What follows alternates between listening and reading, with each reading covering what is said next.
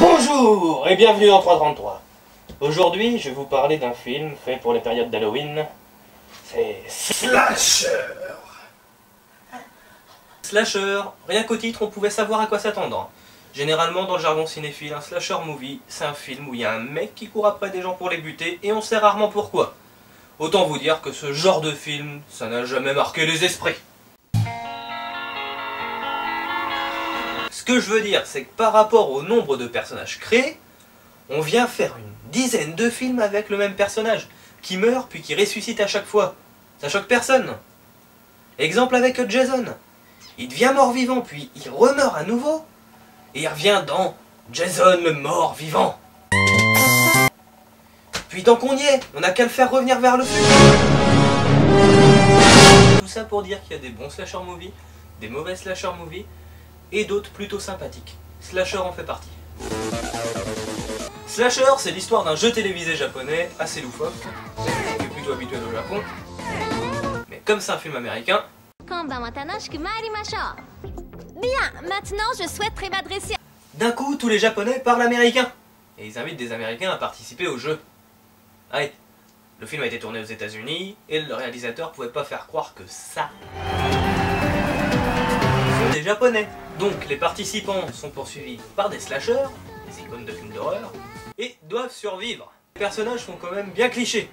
On a le gros black baraqué, qui a fait l'armée. On a la tête à claque. La fille bien costaud qu'il faut pas emmerder. Le mec dont t'es sûr qu'il va pas arriver au bout du film. La fille qui flippe tout le temps et qui court partout pendant tout le film. Et là, la fille facile. Et le caméraman qui les suit partout.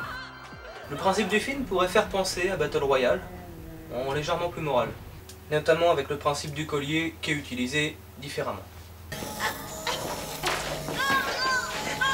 Rebecca Gali et Megan Laurie, il vous est strictement défendu de bouger pendant la pause publicitaire où vous serez pacifiés. Slasher s'adresse surtout aux adolescents. Et comme dans tout bon teen movie qui se respecte, faut trouver une excuse pour déshabiller les filles. Surtout que le but des slashers dans le film, c'est de faire de l'audimat.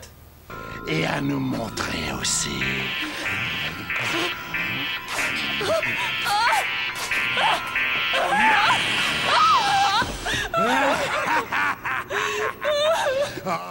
Mais là, il déshabille les gens pour faire de l'audimat. Tu sais que T'as je jamais suis regardé la l'auteur, télé? j'en vois tous les jours. Du coup, pendant tout le film, les filles se font déshabiller.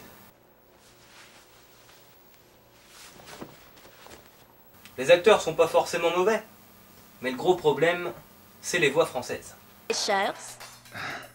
Non, je sais me défendre. Donc de bonnes idées qui rappellent des films d'horreur, mais aussi des gros clichés débiles. Peut-être bien qu'on devrait se séparer, ça pourrait être plus sûr. C'est sûr que quand on est poursuivi par des psychopathes, la logique veut qu'on se sépare. Mais par contre, il y a des idées vachement originales. La musique. Et puis je me suis fait attaquer. Faut pas prêter attention à la musique. Pour conclure ce 333, c'est un bon petit film bien sympathique, et je conseille aussi La Maison de l'Horreur, hein, pas vrai ?